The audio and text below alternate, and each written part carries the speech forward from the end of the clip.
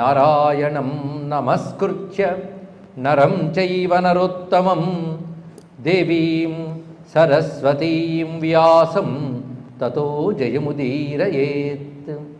యజ్ఞేశ అచ్యుత గోవింద మాధవ అనంత కేశవ కృష్ణ విష్ణో హృషీకేశ వాసుదేవ నమోస్తుతే.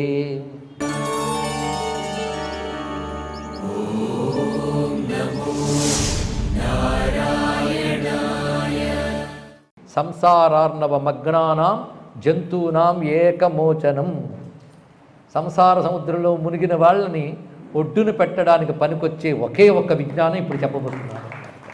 ప్రారంభం ఎలా చేశాడు చూడండి. యా స ఆ వాక్యం చెప్పినప్పుడు యా అంటే యవతయో ఆమె, యవతో అంటే అనిర్వచనీయ. అనిర్వచనీయ ఆవిడ గురించి చెప్పబోతున్నాను కనుక చెప్పబోతున్న ఆవిడ కనుక స. సా అని ఎందుకన్నాడు? సా అంటే ఆమె అంటే ఈమె కానిది. ఈమె అంటే ప్రత్యక్ష వస్తువు, ఆమె అంటే ప్రత్యక్ష వస్తువు కాదు. కనుక ఉపాధిగతమైన ప్రపంచం ఇదం ప్రత్యయానికి దొరుకుతుంది. ఇది అని చూపించేది అనాత్మ, ఇది అని చూపించలేనిది ఆత్మ. అది తెలుసుకోండి. ఇక్కడ ఇది అని చూపించే వస్తువు ఆత్మ అయితే ఇది అని చూపించలేనిది బ్రహ్మము, అంతే తేడా. ఇది అని చూపించలేనిది అని ఏమనాలి? ఇది అని చెప్పలేనిది ఏమనాలి? అది అనాలి, అంతే కదండి. అది అన్నమాటకి స్త్రీలింగం సా, అది చెప్పాడు ఇక్కడ. కానీ సా అనడంలో అనిర్వచనీయ అయిన బ్రహ్మతత్వమే. చితిస్తత్పద లక్ష్యార్థ, తత్పదమునకు లక్ష్యము అర్థము ఏదది సా, అది ఇక్కడ యా సా. అది యజ్ఞము తజ్ఞ, యజ్ఞత తజ్ఞత ఉంటే చాలా అయ్యి అన్నాడు. యత్ అనే జ్ఞానము తత్ అనే జ్ఞానము ఉండాలి. యత్ అంటే అర్థం ఏంటంటే ఏది. ఈ ప్రశ్నకి సమాధానం యజ్ఞం. ఏదో తెలుసుకుంటే యజ్ఞంట, ఈ యజ్ఞం కాదు. ఏదో తెలుసుకుంటే యజ్ఞం. యత్ అని ప్రశ్న వస్తే తత్ అని సమాధానం వస్తుంది. యత్ని తత్ని తెలుసుకోవడమే యజ్ఞము, తజ్ఞత అని చెప్పాడు ఇక్కడ. ఈ రెండు లక్షణములు. కానీ యా స మాహేశ్వరీ శక్తి. ఆవిడెవరు? మాహేశ్వరి. ఎవడు సృష్టి స్థితిలయ కారకుడో అంటే జన్మాద్యస్య యతః, ఆయన యొక్క మాహేశ్వరీ శక్తి. ఆవిడ అసలు జ్ఞానరూప. ఆయన శక్తి కనుక ఎప్పుడు జ్ఞానంతో ఉంటుంది. అతిలాలస, ఆ పరమాత్మ యందు అత్యంత ఆసక్తితో ఉంటుంది. ఆవిడ వ్యోమ సంజ్ఞ, ఆవిడ వ్యోమము అని చెప్పబడుతుంది. చిదాకాశ స్వరూపిణి, పరాకాష్ఠ, సర్వోత్కృష్టమైన తత్వం. సేయం హైమవతి, ఆవిడే ఈవిడని ఇందాక హైమవతిని చెప్పాను మీకు. శివ, సర్వగత, అనంత, గుణాతీత, అతి నిష్కల, ఏకానేక విభాగస్థ. ఒకటి ఎందుకంటున్నావు? అనేకం ఒకటి చూసావు కనుక. అని ఒకటి నీకు అన్నప్పుడు అనేకమని ఒక ఎరుక నీకుంది. అనేక ఎరుక లేనప్పుడు ఒకటేమిటి? అది ఉన్నదే ఒకటైనప్పుడు మరి ఒకటి రెండు అనవు. నువ్వు ఒకటి అన్నావంటే రెండనే ఎరుకు ఉండడం వల్ల అన్నావు, రెండనే స్పృహ ఉండడం వల్ల అన్నావు కదా. కానీ ఏక అనేక విభాగములుగా జగత్తును చూస్తుంటే వీటన్నిట్లో ఆవిడే వ్యాపించింది. ఏకానేక విభాగస్థ అనన్య నిష్కళే తత్వే సంస్థిత తస్య తేజస. నిష్కలుడైన పరమాత్మ తందు ఇప్పుడు సంస్థిత అయ్యి ఉంటుంది నిష్కలతత్వముగా. స్వాభావికీచ, ఆయన యొక్క స్వాభావిక అయిన శక్తి. తన్మూల ప్రభాభానోరివామల, స్వాభావిక అయిన ఆయన యొక్క మూలశక్తి ఆవిడ. ఎలాగా అంటే సూర్యునికి ప్రభ ఎలాగో ఆయనకి ఈవిడలాగా. ఆవిడ మళ్ళీ ఎన్ని రూపాలు? ఒకటే ఆవిడ, ఎన్నోగా కనబడుతుంది. ఇందాక శక్తులు అనేక ఉన్నాం కదా. ఏకా మాహేశ్వరీ శక్తి అనేకోపాధి యోగత పరావరేణ రూపేణ క్రీడతే తస్య సన్నిధౌ. పరా అపరా అనే రూపములతో పరమాత్మ సన్నిధులు ఆడుతూ ఉంటుంది ఇక్కడ. అంటే అర్థం ఏంటంటే వెలుగు ఎంత ఆడినా దీపం సన్నిధిలోనే కదా. ఒక్క వాక్యం ఆలోచించుకోండి. వెలుగు ఎంత ఆడుతుందండి. మీరు దీపం వెలిగించగానే వెలుగు ఎంత ఆడుతుందో తెలుసా?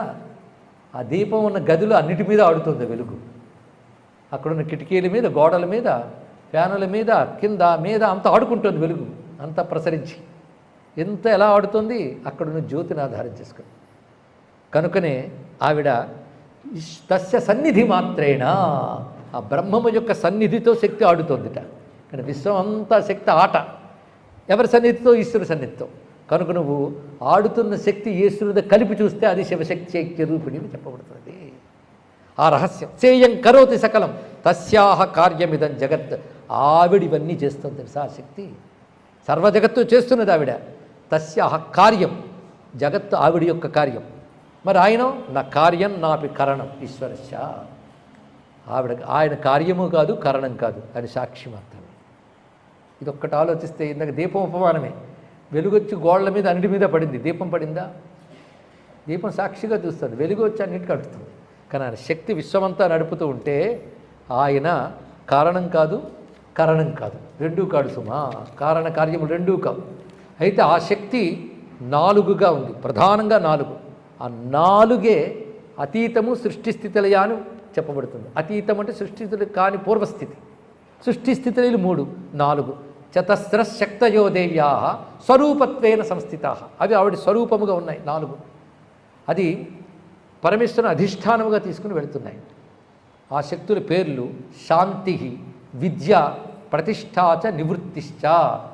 ఇదంతా ఉపాసనా సంప్రదాయంలో ఉన్న వాళ్ళకి తెలుస్తుంది. నివృత్తి కళలు, ప్రతిష్టా కళలు, విద్యా కళలు, శాంతి కళలు, ఇవి శ్రీ విద్యాది ఉపాసనా మార్గాల్లో ఉన్న వారికి అర్థమవుతుంది, నిద్రాళువులకు కాదు.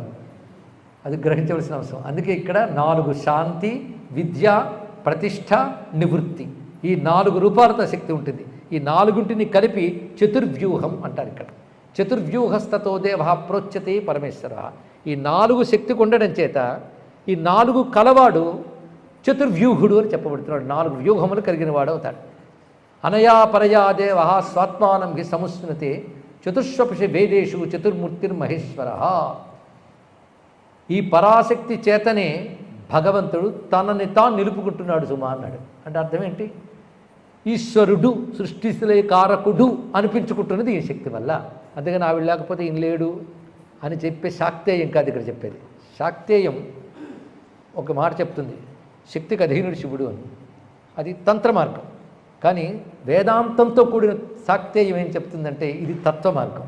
తత్వ మార్గంలో ఆవిడ వల్లే శివుడు ఉన్నాడు అంటే అర్థం ఏంటంటే సృష్టిస్థితులయ కారకుడుగా ఈశ్వరుడు ఉన్నాడు ఆ శక్తి వల్లే. అది చెప్తున్నాడు. అది దీనిలో ఉన్న భావం ఇక్కడ. అనయా పరయా దేవ స్వాత్మానం హి సముస్మృతే చతుష్వపతి వేదేషు. 4 వేదముల యందు చెప్పబడినటువంటిది ఈ 4 మూర్తులు ధరించిన మహేశ్వరుడు గురించి సమా. అందుకే ఈ దేవి యొక్క ఐశ్వర్యం ఎప్పటి నుంచి అంటే శైషా పరమేశ్వరి దేవి సర్వభూత ప్రవర్తిక కనుక సర్వభూతమును ప్రవర్తింపజేసేది శైషా పరమేశ్వరీ దేవి. ఆ పరమేశ్వరి దేవియే కనుక ప్రధానం ఆ తల్లే. ఆ తల్లి యందు ఈ జగత్తు పడుగు పేకల్లా అల్లుకుపోయింది. కార్యకారణ జగత్తు పడుగు పేకల్లా అల్లుకుపోయింది. పడుగు పేక మాట వినుంటారు మీరు. ఇది సంస్కృతంలో ఓతప్రోతం అంటారండి. ఇక్కడ అది తత్ర సర్వమిదం ప్రోతం ఓతంచ ఏవ అఖిలం జగత్. అది తెలుసుకో అని చెప్తూ స కాలాగ్నిర్హరో దేవ.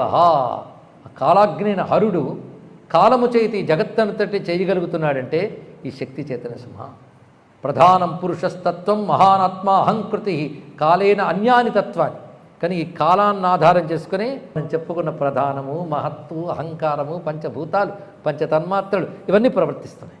ఈ కాలం ఆ పరమేశ్వరుని శక్తి. కానీ శక్తి కాలముగా ఉంటూ ఈ చతుర్వ్యూహాలతో నడుపుతున్నది. తస్య సర్వజగన్మూర్తి శక్తి మాయేతి విస్తృత. జగద్రూపముగా పరిణమించిన ఈ శక్తిని మాయ అంటారు ఇక్కడ. తదేయం భ్రామయేదీశో మాయావీ పురుషోత్తమ. కనుక అది ఆవిడ మాయ అయితే మాయ ఎవడిదో వాడిని ఏమనాలి? మాయావి అనాలి ఇక్కడ. అదే మాయాంతు ప్రకృతిం విద్యాన్ మాయనంతు మహేశ్వరం. ఇంత స్పష్టముగా విశ్వమంతా ఆయన శక్తి ఎవడైనా ఒప్పుకుంటాడు. ఆయన శక్తి వల్లనే విశ్వమంతా నడుస్తుంది. శక్తి ఆయనకు అభిన్నముగా ఉంది, కానీ ఆయన తెలియబడట్లేదు. మనకి విశ్వం తెలియబడుతుంది, కానీ ఇది శక్తి అని. శక్తి ఆయనదని తెలిస్తే ఆయన దాటిపోయినట్లే. అది తెలియనివ్వకుండా చేస్తుందంటే ఆవిడే. ఇన్ని రకాలుగా అవడం వల్ల కదా వీటిని పట్టుకున్నాం. కనుక ఆవిడే మాయా అని చెప్పబడుతున్నస్తుమా అని చెప్తూ సైషా మాయాత్మికా శక్తి సర్వాకార సనాతని విశ్వరూపం మహేశస్య సర్వదా సంప్రకాశయత్. ఆవిడే ఈశ్వరుని విశ్వరూపాన్ని చూపిస్తున్నది. ఈ మాట చాలా విశేషం అండి. విశ్వరూపం అనగానే ఇంత అనుకున్నాం కదా, విశ్వరూపం ఆయనకు ఎవరిచ్చారు? ఈవిడే ఇచ్చింది. ఆయన విశ్వరూపుడుగా కనబడ్డానికి కారణం ఈవిడే. ఎందుకంటే విశ్వరూపం అంటే సమస్తము తనగా చూపించడమే విశ్వరూపం. విశ్వం అంటే సమస్తం, టోటల్ అని అర్థం. విశ్వానికి అర్థం అంటే ఏమిటయ్యా అని అడిగితే యూనివర్స్ అన్నాడు ఒకడు. వాడు ఇంకో ఇంగ్లీష్ వర్డ్ చెప్పాడు కానీ అర్థం చెప్పలేదు. కనుక కొంతమంది అర్థం అడగగానే ఇంగ్లీష్ పదం చెప్తుంటారు, చాలా తప్పండి. అది ఎలా అర్థమవుతుంది? అది మరో వరుడు అవుతుంది. విశ్వం అనే మాటకి సమస్తము అని అర్థం. ఇక్కడ సమస్తము ఒకటిగా చూస్తే విశ్వరూపం. ఆయన విశ్వరూపుడుగా కనబడ్డాడంటే అలా కనిపింపజేసింది ఎవరు? ఈవిడే. సమస్తముగా కనబడ్డా అంటే సమస్తముగా కనబడే శక్తి చేత ఎక్కడ కనబడ్డాడు? కానీ సమస్తము శక్తే తప్ప ఆయన ఏం లేదు. పాప ఆయన అమాయకుడు, వదిలే, ఆయన అమాయకుడే, ఆయన మాయ లేనివాడు. మాయ ఆయన శక్తి ఆవిడ ఇంత చేస్తుంది కనుక మాయ కలిగిన వాడు కనుక మాయావి అని పేరు. ఇప్పుడు ఎవడంటాడు అమాయకుడిని? మాయావైన.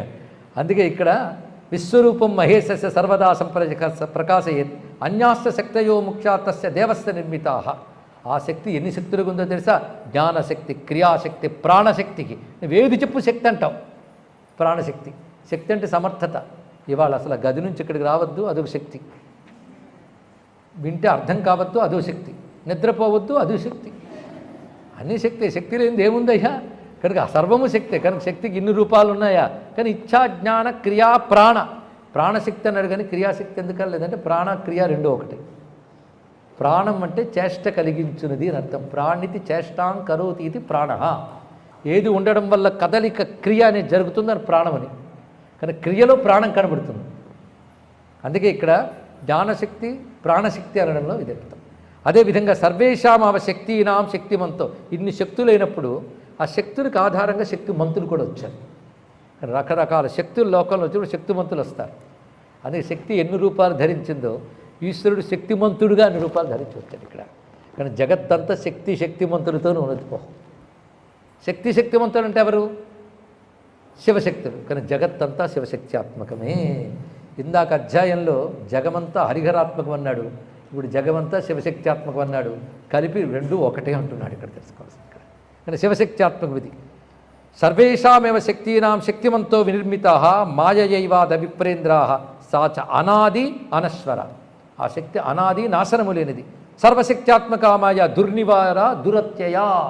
ఆ శక్తి సర్వశక్తిమంతురాలు కనుక అది దాటడం ఎవరి వల్ల కాదు. మాయావి సర్వశక్తిశ కాలకర ప్రభు. ఆయన మాయావి. ఆయన కాలాన్ని ఏర్పరిచి కాలం ద్వారా చేస్తున్నాడు ఇవన్నీ. ఇక్కడ శక్తులన్నీ కాలం బట్టి వ్యక్తమవుతాయి.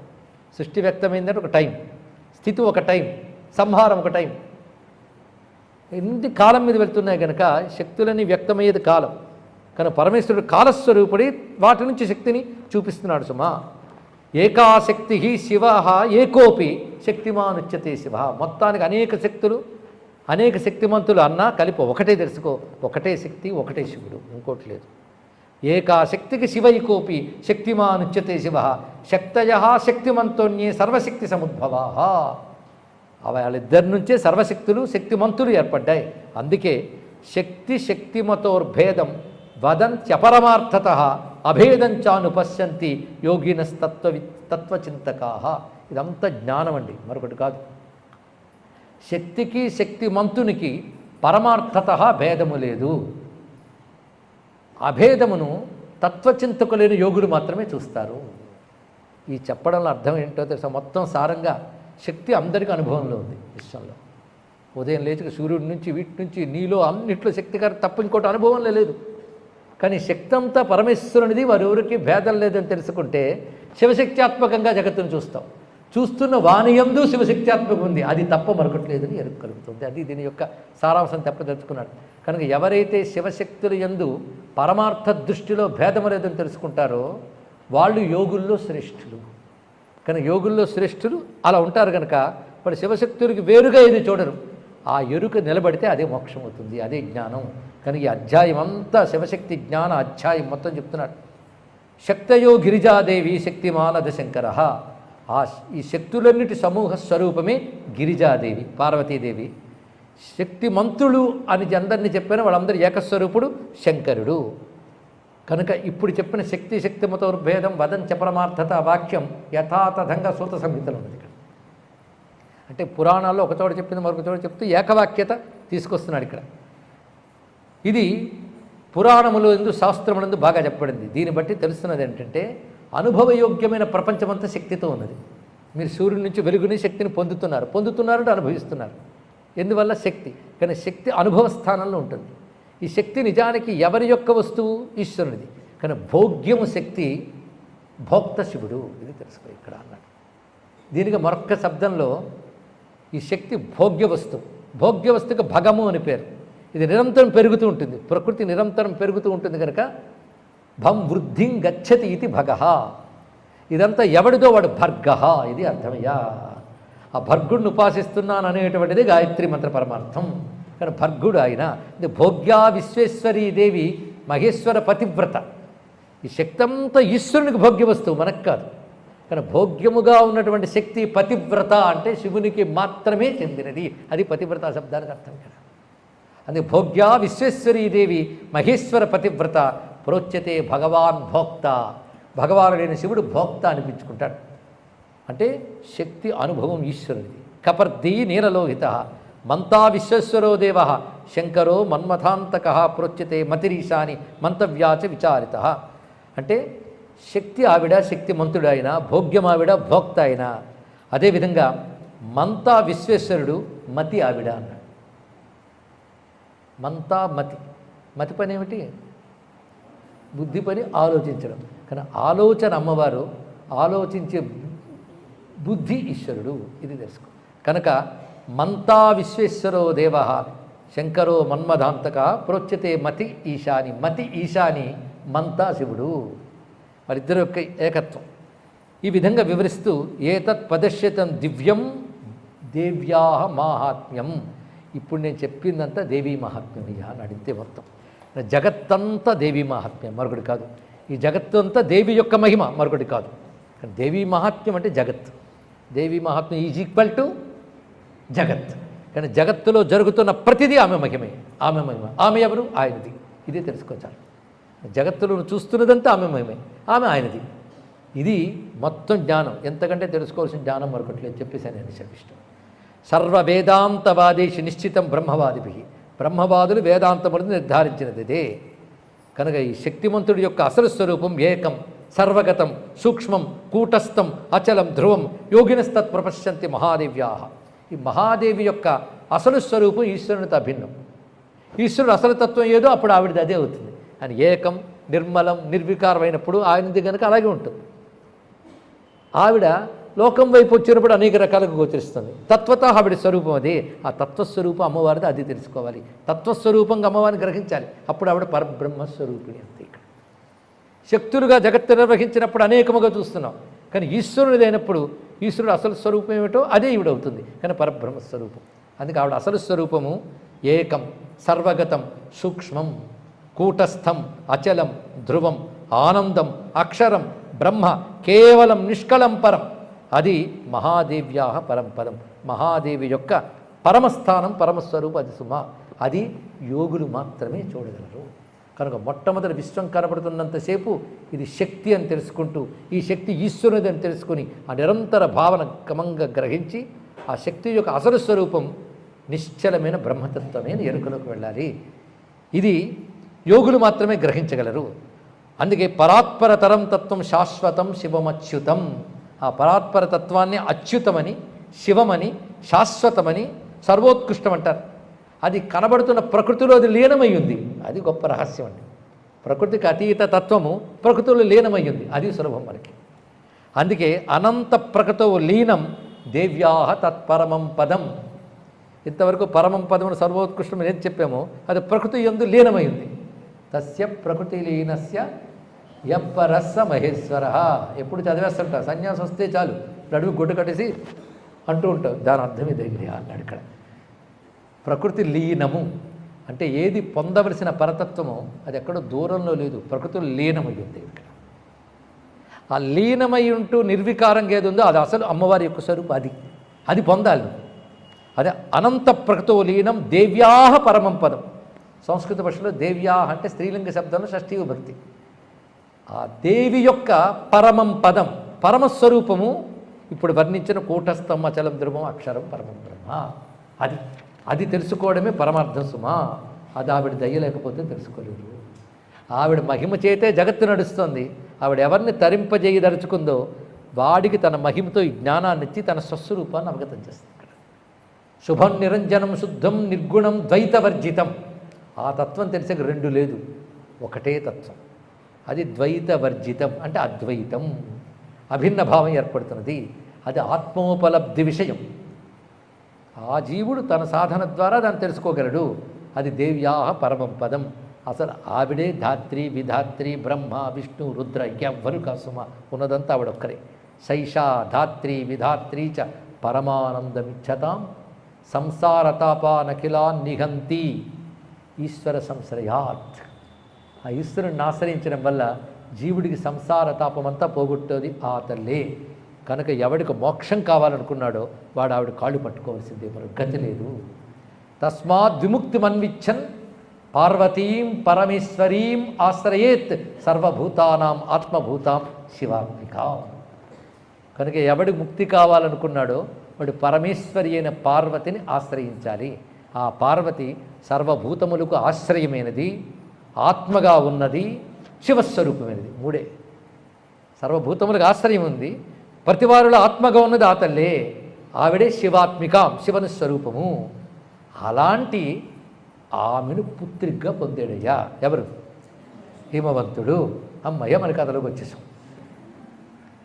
అంటే హిమవంతుడు కూతురు ఒక ఆవిడ ఉంది, ఆవిడో తెలుసుకోవాలి. ఆవిడ అసలు స్వరూపం ఇది. కనుక ఆవిడ శుద్ధ బ్రహ్మస్వరూపిణి. ఆవిడే విశ్వప్రవర్తకమైనప్పుడు శివశక్తిగా విశ్వమంతా నడుపుతుంది. కానీ ఆవిడ అసలు స్వరూపం అది, అది పొందాలి. తస్మాత్ విముక్తిమన్విచ్చన్, ప్రతివాడు ఆమెను ఆశ్రయించాలని చెప్తూ లబ్ధ్వాంచ పుత్రీం సర్వాణి తపస్తప్వా సుదశ్చరం స భార్య శరణం యాత. అంతో తపస్సు వల్ల హిమవంతుడు కుమార్తెగా పొందగలిగాడు. తపస్సు ఆయన ఒక్కడే చేయలేదు, ఆవిడ కూడా చేసింది, మేనాది.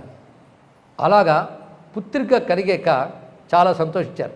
ఆ పుత్రికను చూసి మేనాదేవి అంటుంది, పశ్య బాలామిమా అంటోంది హిమవంతుడితో.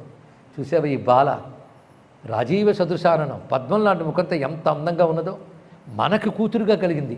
ఎందువల్లంటో హితాయ సర్వభూతానాం, సర్వభూత హితం కోసం మనకు కూతురుగా కలిగింది.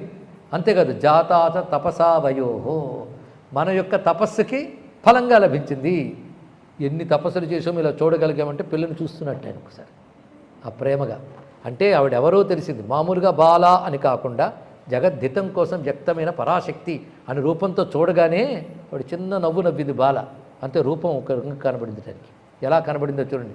కపర్దినీం చతుర్వక్త్రాం త్రినేత్రాం అతిలాలసాం అష్టహస్తాం విశాలాక్షీం చంద్రావయవభూషణాం నిర్గుణాం సగుణాం సాక్షాత్ సదసద్వ్యక్తివర్జితాం. అలా రూపం చూపిస్తాడు, అలా తత్వం చెప్తాడు. అది ఆశ్చర్యం. ఇక్కడ కనబడ్డది కపర్దిని, జటాజూటంతో ఉంది, 4 ముఖాలతో ఉన్నది, 3 కళ్ళతో ఉన్నది, జగత్తి చెయ్యాలనే తీవ్రమైన ఆసక్తితో ఉన్న రూపంతో ఉన్నది, 8 చేతులతో ఉన్నది, విశాలమైన నేత్రాలతో ఉన్నది, చంద్రలేఖ ధారిణి ఉన్నది. కనబడ్డ ఆవిడ నిర్గుణ, ఆవిడే సగుణ. సదసద్వ్యక్తి వర్జిత. సదసత్ అంటే కార్యము కారణము, ఆ రెండు ఆవిడికి లేవు. కానీ జగత్తు యొక్క కారణం కార్యం ఆవిడే. కనుక సదసద్వ్యక్తి వర్జిత. అలా కనబడగానే భీత, అంతవరకు బాల మా కూతురు అనుకున్నవాడు 4 ముఖాలతో 3 కళ్ళతో 8 చేతులతో కనబడగానే ఒక్కసారి భయవిహ్వలుడై నమస్కారం చేసి కాత్వందేవి విశాలాక్షి అమ్మ నువ్వెవరన్నాడు ఇక్కడ. అప్పుడే మా తపస్సుల కొద్ది కూతురుగా వచ్చావు అని చెప్పినవాడు నువ్వెవరివి అనగానే, పైగా శశాంక వయవాంకితే, చంద్రలేఖ దాల్చిన ఓ తల్లి నువ్వెవరివి, నువ్వెవరో నాకు తెలియట్లేదు. లేదా చంద్రలేఖ అంటే 8 చేతులు ఏమిటి, మాకు పుట్టినప్పుడు అలా లేవు, ఇప్పుడు ఈ రూపం ఏమిటి, యథావత్ బ్రూహి చెప్పమ్మా అంటే అప్పుడు ఆవిడ చెప్పడం మొదలు పెడుతుంది. ఇంతవరకు శక్తి తత్వాన్ని విష్ణువు చెప్పాడు, ఇప్పుడు శక్తి చెప్పబడుతుంది. ఇదంతా కలిపి శక్తి గీత. ఇంకా శక్తి గీత పూర్తి కాలేదు, అసలు అమ్మ ఇప్పుడు మొదలుపెట్టింది. అత్యద్భుతమైన విషయం ఇక్కడ. మాం విద్ధి పరమాం శక్తిని. ఒకే మాట, నేను పరమశక్తిని తెలుసుకో, సర్వోత్కృష్ట శక్తిని. ఎవరి శక్తిని? మహేశ్వర సమాశ్రయం. అనన్యాం అవ్యయాం మేకం, ఆయనకు అన్యము కాని దానను నేను. అనన్యాం అని ఒకే మాట అండి ఇక్కడ. ఆయనకు అన్యము కాను, వేరు కాను. అంతేకాదు నాకు వేరుగా మరొకట్లేదు. 2 అర్థములు ఇక్కడ ఉన్నాయి. అనన్య అంటే నాకు వేరుగా జగత్తు మరొకట్లేదు, ఉన్నది నేనే. అందుకే అనన్యాం అవ్యయాం ఏకాం, పెరుగుదల తరుగుదల 2 లేవు, పూర్ణురాలు నేను. ఏకాం మాం పశ్యంతి ముముక్షవ, అందరూ నన్ను తెలుసుకోలేదులే. ఏమిటో రండి ఇవాళ ప్రవచనం మాత్రం నాకు అంత అర్థం కాలేదండి. అదే చెప్పండి ఇక్కడ. అందరికీ అర్థం కాదు. ఎవరికి మోక్షం కావాలని తీవ్ర వాంఛ ఉంటుందో, తీవ్రేచ్ఛ ఉండాలండి మోక్షానికి. ఎలాగో ఖాళీగా ఉన్నాం కనుక మోక్షం వచ్చేస్తే బాగుంటుంది అనుకుంటూ రాదు. ముముక్షవ, ముముక్షువులైన వాళ్ళు మాత్రమే నన్ను తెలుసుకోగలరు. అహం సర్వభావానామాత్మ సర్వాత్మనా శివ శాశ్వతైశ్వర్య విజ్ఞానమూర్తి సర్వప్రవర్తిక. శాశ్వత ఐశ్వర్య విజ్ఞానమూర్తి, శాశ్వతమైన ఐశ్వర్యము విజ్ఞానము నా మూర్తి. సర్వప్రవర్తిక, అంత ప్రవర్తింపజేసేదాన్ని నేను. అనంతానంత మహిమ సంసారార్ణవతారిణి, సంసార సముద్రం నుంచి దాటించేదాన్ని నేను ఇంత చెప్పినా నీకు అర్థం కాదు కదా, నీకు అనుభవం రావాలి కదా. దివ్యం దదామి తే చక్షు, నీకు దివ్య దృష్టినిస్తున్నాను, ఇప్పుడు నన్ను చూడను ఇక్కడ అని ఒక్కసారి పశ్చమే రూపం ఐశ్వరం, నా ఈశ్వర రూపాన్ని చూడు, ఐశ్వర్య రూపాన్ని చూడు. ఈ ఐశ్వర్య రూపాన్ని విశ్వరూప దర్శనం అంటున్నాం. మన విశ్వరూప సందర్శనం పేరు పెట్టాం కానీ కృష్ణుడు ఆ పేరు పెట్టలేదు. జాగ్రత్తగా వినండి. ఐశ్వరం రూపం అంటాడు అందులో స్పష్టంగా. ఈశ్వర రూపమే విశ్వం కనుక విశ్వరూపుడు ఈశ్వరుడు, ఈశ్వరుడు ఈశ్వరుడు. విశ్వమే ఈశ్వరుడు, వేరే ఎక్కడున్నాడు? అది రూపం ఐశ్వరం, నా ఐశ్వర రూపాన్ని చూడని అమ్మవారు హిమవంతుడికి చూపించబోతున్నారు.